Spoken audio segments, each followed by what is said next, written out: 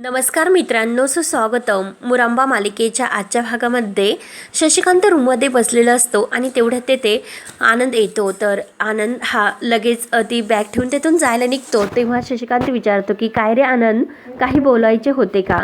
तेव्हा आनंद म्हणतो की हो आजी, आजीने ठरवले की आपल्या घरामध्ये एखादे मूल जर जन्माला आले, मग त्या जन्माला आलेल्या मुलासोबत आपण सर्वजण मिळून एक फॅमिलीचा म्हणजे फोटो घेतो, सर्वजण एकत्र, आणि त्या फोटो काढण्यासाठी सर्वजण सारखे सेम कपडे घालून येतात, असे वगैरे वगैरे. हा सर्व मूर्खपणा आहे, परंतु आजीच्या शब्दाबाहेर कोण जाणार? आजीचा शब्द म्हणजे फायनल आहे आणि आजीने तसे कपडे सुद्धा ऑर्डर केलेले आहेत आणि ती कपडे सुद्धा तिने मागवलेत. त्यामुळे मला सुद्धा कळते की तुम्हाला या अशा फालतू गोष्टी नाही आवडत, अशा टिपिकल फॅमिलीवाल्या गोष्टी तुम्हाला नाही आवडत, पटत नाही. पण तरी सुद्धा मी तुम्हाला सांगण्यासाठी हे आलो. त्या फोटोमध्ये तसे असणे म्हणजे तुम्ही असायलाच हवे, परंतु मला सुद्धा कळते की तुम्हाला हे सर्व नाही आवडत. या अशा टिपिकल गोष्टी करण्यासाठी तुम्हाला नाही आवडत, पण तरी सुद्धा मी तुम्हाला सांगण्यासाठी आलो. मी तुम्हाला इन्फॉर्म करायला की घरात असा इव्हेंट आहे. तुम्हाला जर नाही कळले तर मग ते लास्ट टाइम तुम्ही बारशाच्या वेळी जसा गोंधळ घातला होता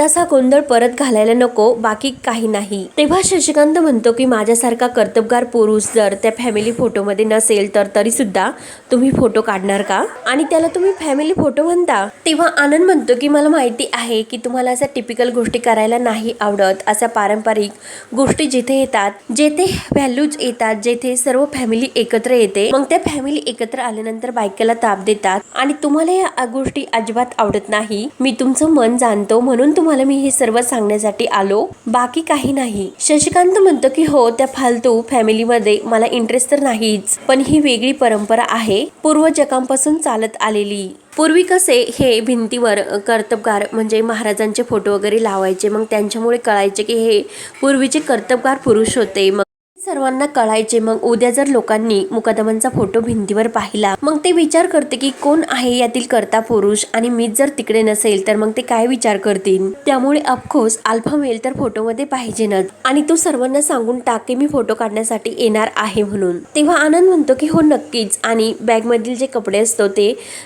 कपडे तुमचे आहेत असे बॅग त्यांना दाखवतो, आणि ते कपडे मी इथे ठेवलेले आहे असे सांगू, आणि बघा इच्छा असेल तरच या, मी जास्त फोर्स तुम्हाला नाही करत येण्याचा. आणि ठीक आहे असे बोलून तो जायला निघतो आणि मनात विचार करतो की नशीब यांना पटले. मग यांच्याशी बोलताना जे मी बोट वाकडे करूनच बोलावे लागेल तरच या माणसाला कळते. आणि आनंद हसत असतो. तेव्हा शशिकांत त्याला म्हणतो की अरे, तू जे मनात काही बोलतो ना ते सर्व मला ऐकायला येते. आनंद लगेच बाहेर निघून जातो. तर इकडे पार्वती आजी मयुरीला सांगत असते आपल्या फॅमिली फोटोमध्ये मला रमा ही असायला नको. तेव्हा मयुरी म्हणते की अगं आजी, ती आपल्या फॅमिली फोटोत तर काय, मला फॅमिलीतच नकोय, पण तिला असे आपण अवॉर्ड कसे करायचे? तुला वाटते का अक्षय असे होऊन देईल म्हणून? तेव्हा पार्वती आजी म्हणते की अगं, त्यासाठीच आपण डोकं लढवायचे. त्यावेळी तिला आपण असे काहीतरी काम द्यायचे की ती त्या फोटोमध्ये येणारच नाही.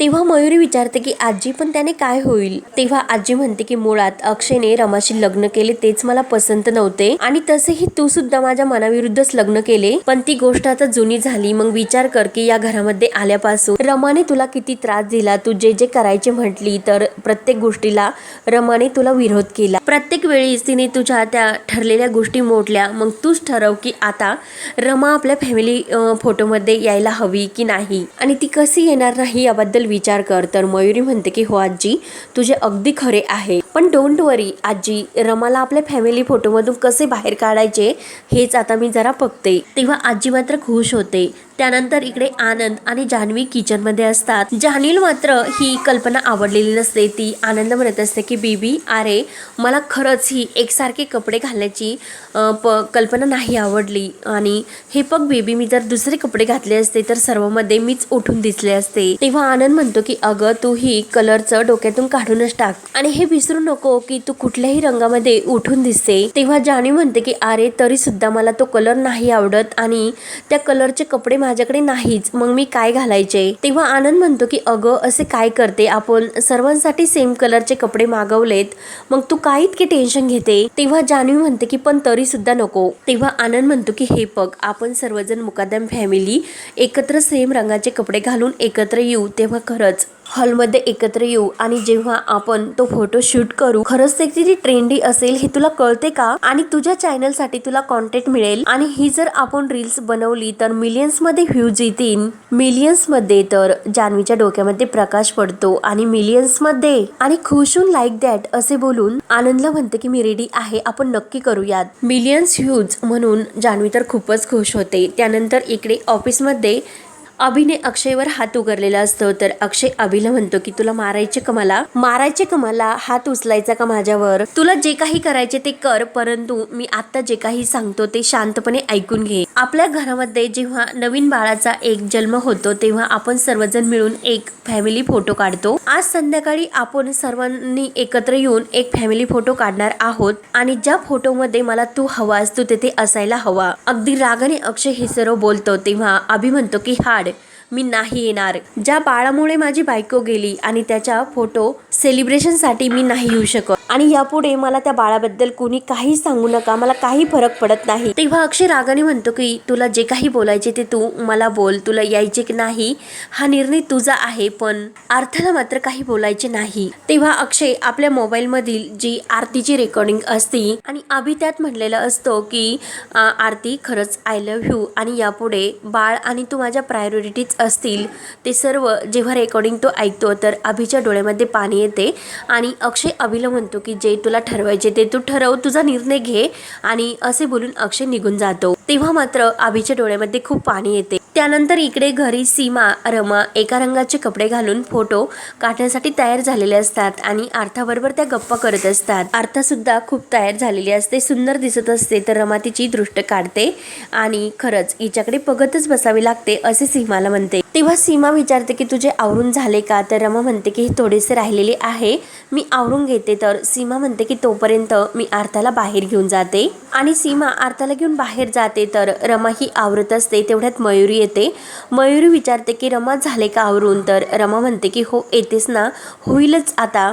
आणि परत मयुरी ही रमाला म्हणते की तू अक्षयला काही स्टोरूम मध्ये आणण्यासाठी पाठवले का? रमा म्हणते की स्टोरूम मध्ये नाही, काय हो काय झाले? मयुरी म्हणते की मग अक्षय तिकडे का गेले? तर रमा म्हणते की तिकडे गेलेत. मयुरी म्हणते की हो मी त्याला तिकडे जाताना पाहिले आणि एक काम कर, तू त्याला पटकन बोलव कारण वेळ तर होतच आली. सर्वजण तयार होऊन येतील आणि फोटोग्राफर सुद्धा येईलच, त्यामुळे जा आणि पटकन अक्षयला तू घेऊन ये. तेव्हा रमा स्टोरूम कडे जायला निघते आणि मयुरी लगेच तिचा पाठलाग करत तिच्या मागेच येते. तेव्हा रमा स्टोरूम मध्ये येते आणि अक्षयला आवाज देत असते. तर मयुरी ही तिच्या मागे गुपचूप येते आणि लगेच बाहेरून दरवाजाची कडी लावून घेते आणि खुशून मयुरी तेथून निघून जाते. तर रमा ही अक्षयला आवाज देऊन थकते आणि परत दरवाजाजवळ येते. तर रमाला समजते की दरवाजा कुणीतरी लावून घेतला. रमा ही दरवाजा वाजू लागते आणि दार लाव उघडा असा आवाज देऊ लागते. रमा म्हणते की काय ह्या लोकांच्या डोक्यामध्ये चालले असते, मयुरी ताईवर खरंच विश्वास ठेवणे हे चुकीचेच आहे. नंतर इकडे फोटो काढण्यासाठी सर्वजण एकत्र येतात. तर जान्हवी आणि आनंद हे फोटोग्राफरला म्हणत असतात की फोकस अगदी आमच्याकडेच पाहिजे. तेव्हा काका म्हणतात की झाले आता बघ आपला फोटो राहिला. तेव्हा आजी म्हणते की अगं जान्हवी त्यांना त्यांचे काम करून देत. तेवढ्यात अक्षय सुद्धा बाहेर तयार होऊन येतो. तर काका म्हणतात की हे बघ आनंद, आपण जेव्हा असे सर्वजण बाहेर येऊत ना तर बँडवालेच वाटू. आनंद म्हणतो की वाटू म्हणजे काय, आपण तर बँडवाले वाटतोच, मुकादम ब्रॅस ब्रँड आमची शाखा मात्र कुठेही नाही. तेव्हा सर्वांना अगदी हसू येते. तर आजी म्हणते की काय रे आनंद, काही काय बोलतोस, आपण कोण आहोत याचे भान तरी ठेवा. तेव्हा अक्षय म्हणतो की आजी अगं रिलॅक्स, बँडवाले सुद्धा माणसंच असतात, तो त्यांच्या कामाचा युनिफॉर्म असतो जसा माझ्या कामाचा माझा युनिफॉर्म असतो. तेव्हा जान्हवी लगेच म्हणते की आपण मस्त एक सेल्फी काढूयात माझ्या मोबाईल मध्ये. तर आजी म्हणते की अगं जान्हवी राहून दे, आपण फोटो काढण्यासाठीच येथे जमलेलो आहोत, ते सर्व राहून दे, नंतर करूयात, अगोदर आपण फोटो काढूयात. तेव्हा काका जान्हवीला म्हणतात की फोटोग्राफरला कशाला बोलावले, मग तू बस खाली. तेव्हा अक्षयला विचार येतो की रमा कुठे दिसत नाही म्हणून तो रमाला मोठ्याने आवाज देऊ लागतो. तेव्हा सीमा म्हणते की रमा येईलच आता, ती आवरते. तेव्हा अक्षय म्हणतो की अगं नाही, मगाशीच तिचे आवरून झाले आणि रूम मध्ये सुद्धा ती नाही. तेव्हा मयुरी आणि आजी एकमेकींकडे बघतात.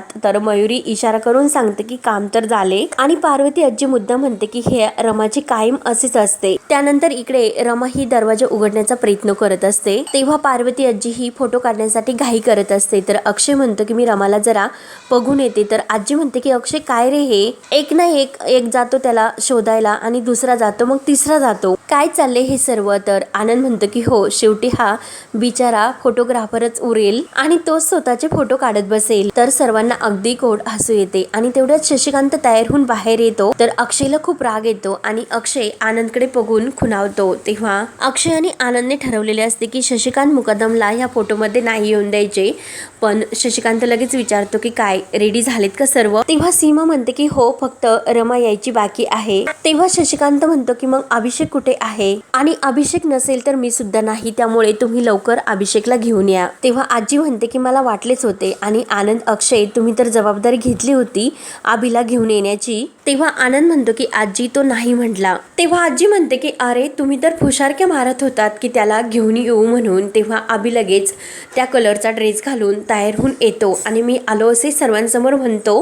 तेव्हा सर्वांना तर खूपच आनंद होतो. तेव्हा आजी म्हणते की बरं झाला तू आलास आणि आता आपल्याला फॅमिली फोटो काढायचा अर्थासाठी. तर अभिषेक म्हणतो की आरतीसाठी. मी हे सर्व आरतीसाठी करतो, तुम्ही करा बाळासाठी. आरतीला आवडले असते असे नटून फोटो काढण्यासाठी, मी हे सर्व आरतीसाठी करतो, तुम्ही करा बाळासाठी. तेव्हा शशिकांत म्हणतो आनंद लवकर आठवून घे, मला जर कंटाळा आलो तर तुम्हाला माहितीच आहे की मी बाकीच्या लोकांना कसा कंटाळा देतो ते. तेव्हा आनंद म्हणतो की चला लवकर सर्वजण एकत्र या. म्हणून सर्वजण एकत्र येतात. तर आजी ही फोटो काढण्यासाठी लवकर घाई करत असते, परंतु अक्षय मात्र रमासाठी तयार नसतो. रमा येईपर्यंत त्याला थांबायचे असते.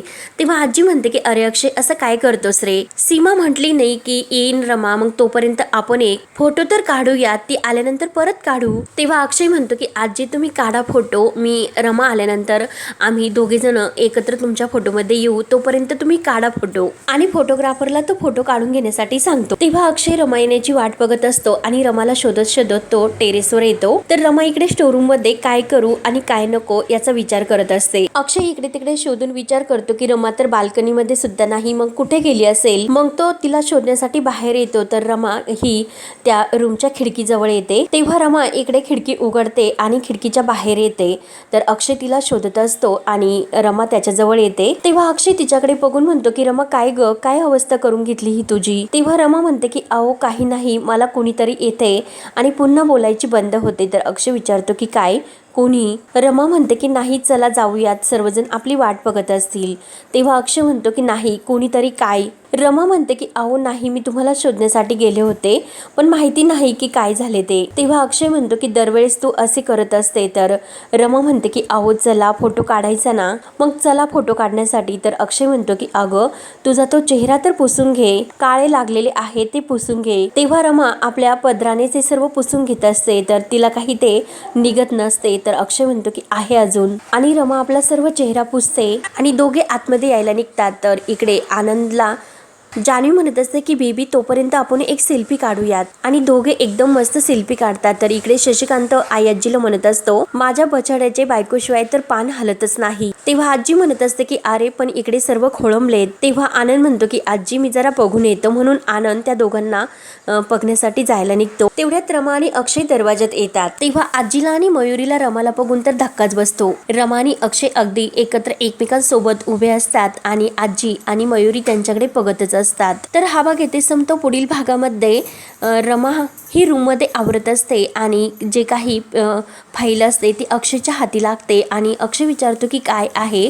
तेव्हा रमा म्हणते की अहो काही नाही, आईची फाईल आहे म्हणून ती पुन्हा ती फाईल कपाटामध्ये ठेवते आणि लॉक करून घेते. त्यानंतर रमा आणि अक्षय किचन मध्ये असतात. तर अक्षय रमाजवळ येतो आणि रमाला धरतो आणि तिच्या गळ्यामध्ये हात घालतो. तर रमा म्हणते की अहो काय करता, कोणी बघेल, ही जागा आहे का? तेव्हा अक्षयला मुद्दाम जी कपाटाची चावी असते रमाच्या पदराला ती चावी घ्यायची असते आणि तो रमाच्या गळ्यामध्ये हात घालून रमाला म्हणत असतो की काय ग, रूम मध्ये असताना सुद्धा मी तुला हात लावतो, तू जवळ येऊन देत नाही, मग काय चालले तुझे नेमकं हे? आणि रमाच्या पदराला जी चावी असते आणि मला आता चान्स मिळालेला आहे, मी तुला नाही सोडणार, म्हणून तो चावी काढण्याचा प्रयत्न करत असतो. तेव्हा रमा म्हणते की तुम्ही सोडा नाहीतर मी. तर अक्षय म्हणतो की काय करशील? तेव्हा रमाच्या लक्षात येत नाही की अक्षयने कपाटाची चावी घेतलेली असते. तर आता नेमकं त्या फाईलमध्ये कसले रिपोर्ट असतील हे पाहण्यासाठी आपल्या चॅनलला नक्की सबस्क्राईब करत राहा. धन्यवाद.